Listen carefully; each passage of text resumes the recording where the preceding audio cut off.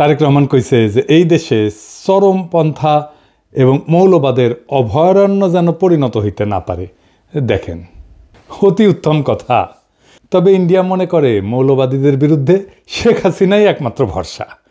India today একটা নিবন্ধ ছাপিয়েছিল 2022 সালে। 2016 সালে বামেরাও বলতো দেশের বড় শত্রু মৌলবাদ। হাসিনার ফ্যাসিবাদ কিন্তু বড় শত্রু না, বড় শত্রু মৌলবাদ বামেদের মতে।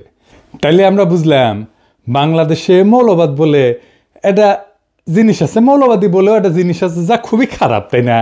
সেটারে বিএনপি খায়া দিতে চায়, সেটা বিএনপি প্রতিরোধ করতে চায়। আচ্ছা, খুব ভালো কথা।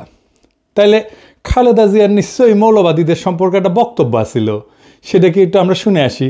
আসেন শুনি। এডিটর সাহেব শুনে দেন।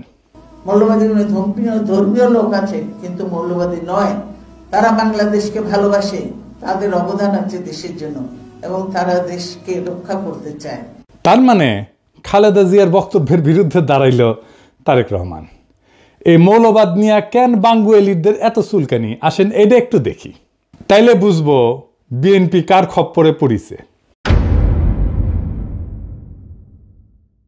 মৌলবাদ এদের ইংরেজি হইতেছে ফান্ডামেন্টালিজম। এই শব্দের উৎস কখন?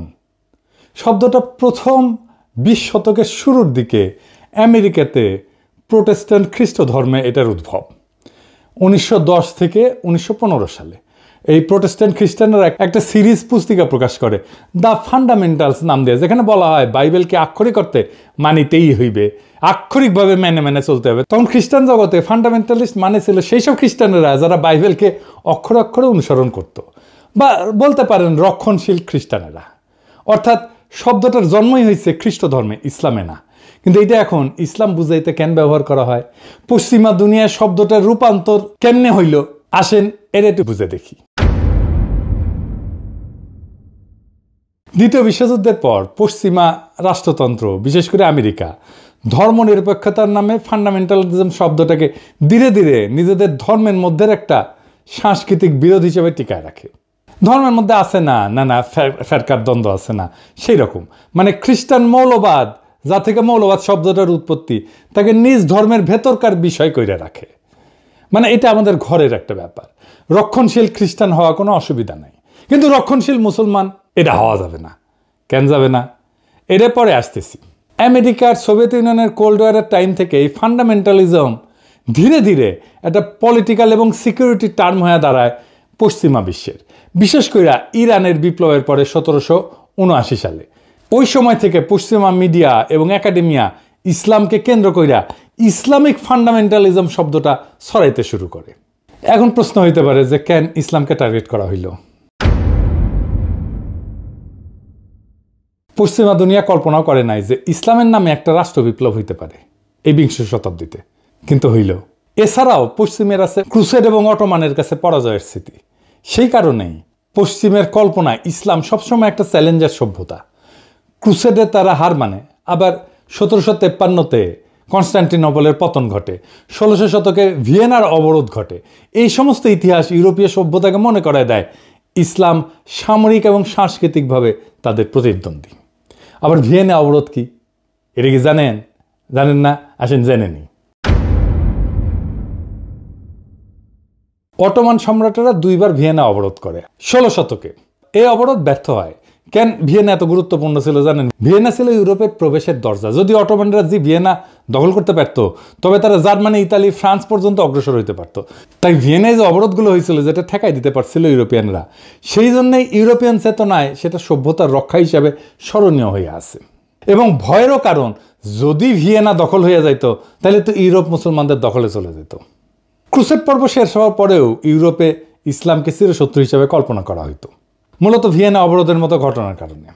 কিন্তু আধুনিক যুগে ধরেন অটোমান সাম্রাজ্যও নাই এবং ইসলামী শক্তি বিভক্ত, তারপরেও ভেতরে ভেতরে পুনর্জাগরণ বা বিপ্লবের একটা আশঙ্কা পশ্চিমের আছে। আর বিপ্লব তো হয়ও ইরানে।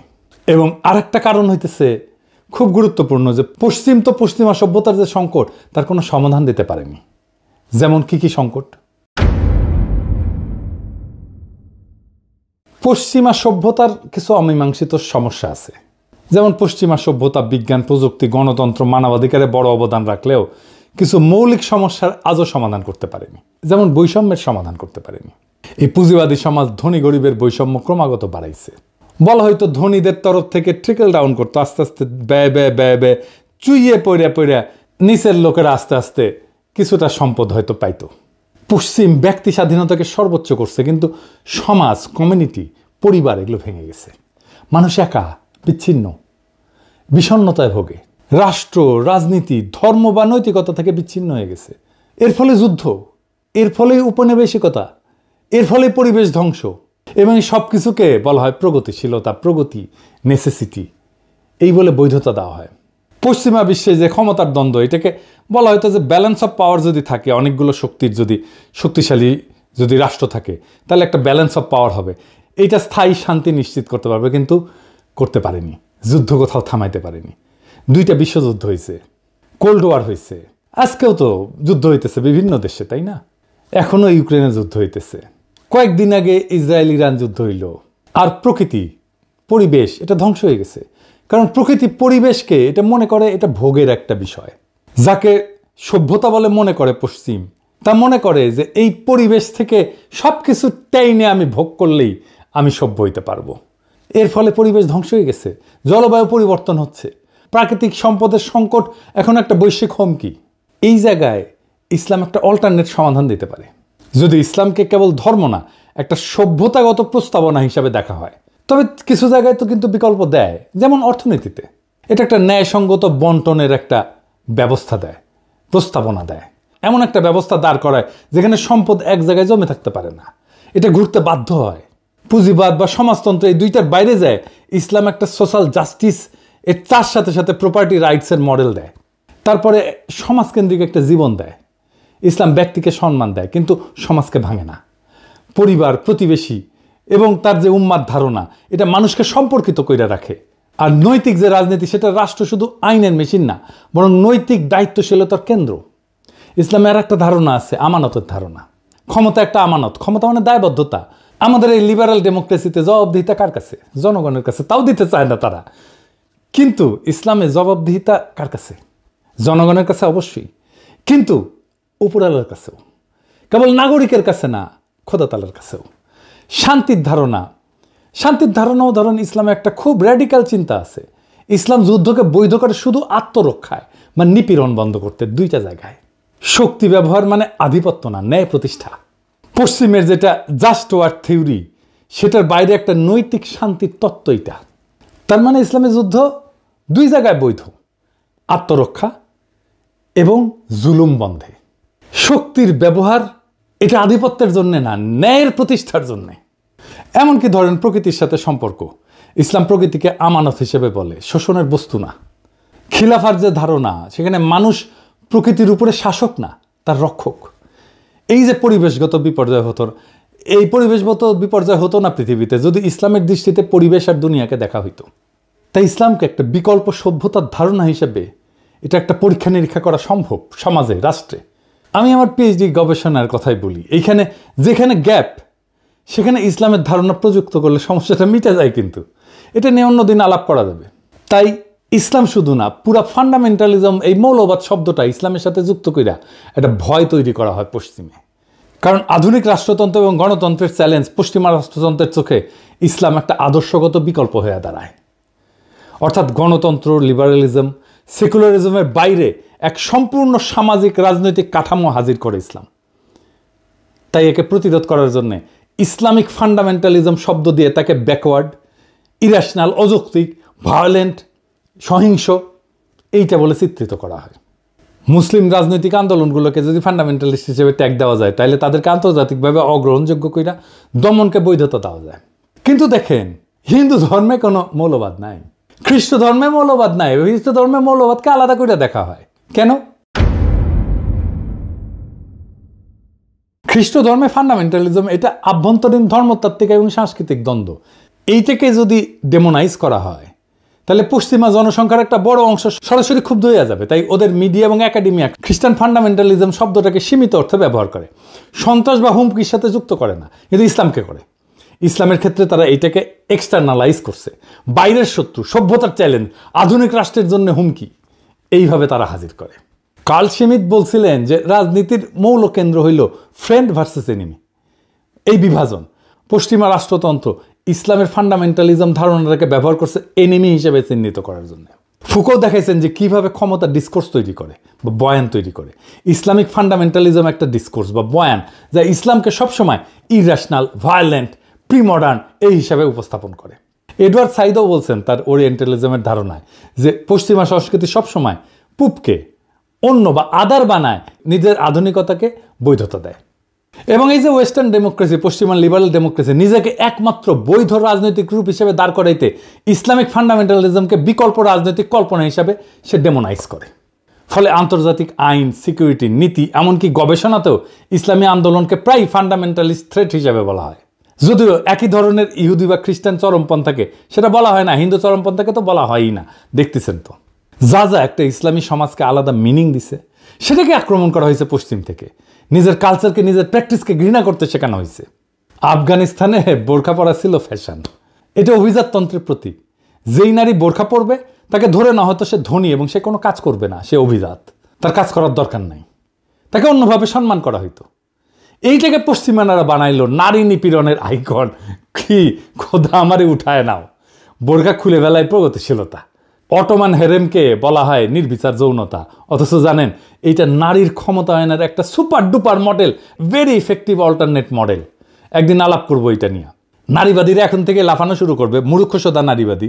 বাংলাদেশে সব প্রগতিশীলের মূর্খসোদা, নারীবাদীরা আরও বেশি মূর্খসোদা। এদের সাথে আলাপ করবো আমি হেরেম নিয়ে। যাই হোক, বিএনপি পশ্চিমের বয়ান নিচ্ছে ইসলাম প্রসঙ্গে। তার রাজনৈতিক প্রতিপক্ষকে মোকাবেলা করার জন্য যদি আওয়ামী বয়ানের কান্দে চাপতে হয় বিএনপিকে, তাহলে তো বিএনপি আর একটা আওয়ামী শাসনই উপহার দেবে। পশ্চিমের ভয় একটা ফেয়ার ইলেকশনে ইসলামী দলগুলো যদি ক্ষমতায় চলে আসে, এই ভয় তারা মিশরে পাইছে, একই ভয় তারা গাজায় পাইছে। হামাস জিতছে, তারা স্বীকার করবে না, কিন্তু মোদিরে মাইনা নেবে। আজিব বাত। এইভাবে রাজনীতি চলে। জামাতের সাথে বিএনপি তো আসলে কোনো প্যারামিটারে জিততে পারবে না, না আভ্যন্তরীণ গণতান্ত্রিক চর্চায়, না কর্মীদের রাজনৈতিক মানে, না কর্মীদের সাহসে, না কর্মীদের সংখ্যায়। বিএনপি ছাত্রদল, ছাত্র শিবির যদি এখন রাস্তায় মারপিটেও নামে, ছাত্রদল হাইরা যাবে। এটা বাস্তবতা। না বিএনপি প্রতিষ্ঠান তৈরি করতে পারছে, না কর্মীদের নৈতিক রাজনৈতিক পড়াশোনা, শিক্ষা প্রতিষ্ঠানে সংগঠনের প্রভাব বাড়াইতে পারছে, কিছুই করতে পারেনি। বিএনপি জামাত বা ছাত্র শিবিরের সাথে তুলনায় কোনো ধারে কাছে যেতে পারবে না। এই জন্যই তারা বাইসা নিয়েছে এমন একটা জায়গা যেখানে জামাত দুর্বল, সেটা মুক্তিযুদ্ধ। এই মুক্তিযুদ্ধের মাঠে এসে জামাতকে ঘায়াল করতে চায়। তাই তাদের মুখে মৌলবাদ, তাই তাদের মুখে জঙ্গিবাদ। সেই একই বয়ান আওয়ামী লীগের বয়ান, কারণ এটা সহজ। জামাতের রাজনীতিকে মোকাবেলা করার জন্য যে দক্ষতা থাকা দরকার, ইন্টেলেকচুয়াল ক্যাপাসিটি থাকা দরকার ছিল, সেটা তো বিএনপির নাই। তো বিএনপি নিয়েছে সহজ পথ, মুক্তিযুদ্ধের কথা বলে কোণঠাসা করা। এই রাজনীতি জিতবে না, এই রাজনীতি জেতার না। এই রাজনীতি অবশ্যই বিএনপিকে পরাজয়ের রাস্তায় নেবে। এই রাজনীতি বিএনপিকে রাষ্ট্র ক্ষমতা আসতে দেবে না, লিখে রাখতে পারেন। এটাই বিএনপির রাজনৈতিক পরাজয়ের কারণ হবে। পশ্চিমা শক্তি আমাদেরকে কোনো সাহায্য করেনি হাসিনা বিরোধী লড়াই, আমাদের কোনো ধরনের কূটনৈতিক সাহায্য করেনি।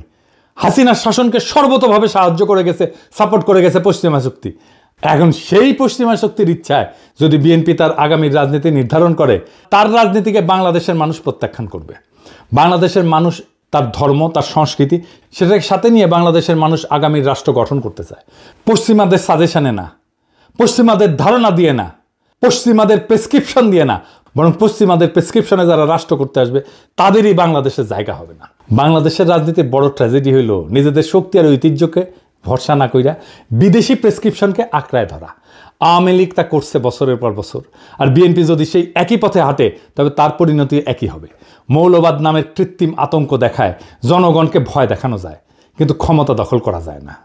বাংলাদেশের মানুষ চায় না কোনো আমদানি করা প্রেসক্রিপশন, তারা চায় নিজেদের ধর্ম, সংস্কৃতি, ইতিহাস এবং আত্মপরিচয়ের ভেতর থেকে বেরিয়ে আসা একটা রাষ্ট্র। সেই রাষ্ট্র হবে ন্যায়ভিত্তিক, বিশ্বাস এবং মূল্যবোধ নির্ভর, যেখানে বিদেশি লেবেল না, বরং বাংলাদেশের মানুষের রক্ত মাংসের চাহিদা তার রাজনৈতিক চালিকা শক্তি হবে। তাই আজ যদি বিএনপি আওয়ামী লীগের সহজ পথ অনুসরণ না কইরা বরং নিজের কণ্ঠে, নিজের বয়ান, নিজের আত্মপরিচয়কে রাজনৈতিক ভিত্তি করে তোলে, তবে এই জাতি তার পক্ষেই আবার জায়গা উঠবে। কিন্তু যদি তারা পশ্চিমের সাজেশন আর আওয়ামী লীগের কপি পেস্ট রাজনীতির মধ্যে হারায় যায়, তবে এই জাতি তাদের ক্ষমা করবে না। ইতিহাসের আদালতে তখন বিএনপির নাম লেখা থাকবে আত্মসমর্পণকারীর তালিকায়, পরাজিতের তালিকায়। বাংলাদেশ আজ নতুন দিগন্ত চায়। আওয়ামী বা পশ্চিমা কণ্ঠস্বর না, বরং নিজের সত্যিকারের কণ্ঠস্বর যে দল সেটা শোনাবে, সেই দলই আগামীর বাংলাদেশ গড়বে, এইটা লিখে রাখতে পারেন, এটা নিশ্চিত। সেটাই ছিল 2024-এর বর্ষা বিপ্লবের অঙ্গীকার। বাংলাদেশ সেই পথেই হাঁটবে। ইনকিলাব জিন্দাবাদ।